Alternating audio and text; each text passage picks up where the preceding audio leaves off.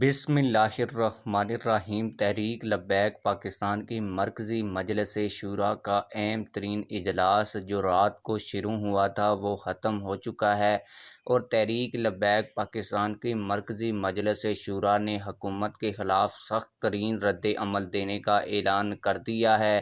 مزید اجلاس میں کیا گفتگو ہوئی؟ تحریک لبیک پاکستان کس کے خلاف بڑا احتجاج کرنے جا رہی ہے؟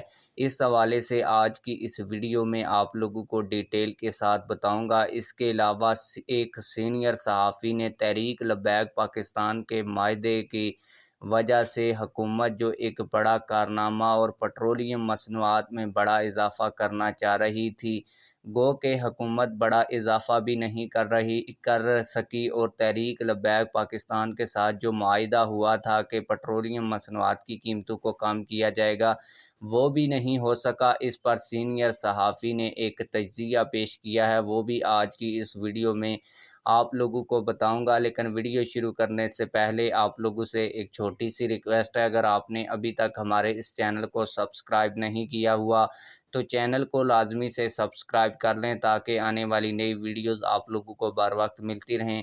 آپ لوگوں کو بتاتا چلوں کہ سینئر صحافی مسعود چودھری نے تجزیہ پیش کرتے ہوئے اپنے آفیشیل ٹویٹر اکاؤنٹ کے اوپر لکھا کہ گو کہ ٹی ایل پی کارکنان پٹرولیم مصنوعات کی قیمتوں میں کمی نہ ہونے پر غصے میں ہیں، لیکن راکم کے نزدیک حکومت کا 20 روپے فی لیٹر قیمت بڑھانے کا ارادہ ناکام ہونا بھی ٹی ایل پی کی بڑی کامیابی ہے۔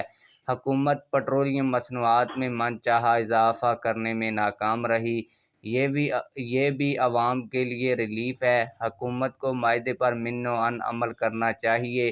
حکومت کی جانب سے معاہدے کی پاسداری نہ کرنا حکومت کی مستقبل کے ارادوں اور پروگراموں کی تکمیل کے لیے بالکل درست نہیں ہے۔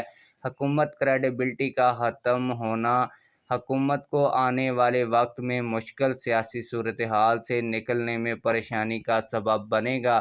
آپ لوگوں کو بتاتا چلوں کہ تحریک لبیک پاکستان مرکزی مجلس شورا کا اہم ترین ایک اجلاس ہو چکا ہے، اور ایک اور اجلاس ہونے جا رہا ہے، اور آپ لوگوں کو یہ بھی بتا دوں کہ 24 سے 48 گھنٹوں میں انتہائی اہم حکومت کے خلاف اعلان ہونے جا رہا ہے، اور مرکز کی طرف سے سویڈن کے حوالے سے امیر محترم اور مرکزی مجلس شورا کا ایک مشاورتی اجلاس ختم ہو چکا ہے، جبکہ دوسرا اجلاس بھی ہوگا اور اس میں حتمی فیصلہ کیا جائے گا سویڈن اور حکومت کے خلاف کیا کرنا ہے، اور حکومت نے کس طرح معاہدہ کیا۔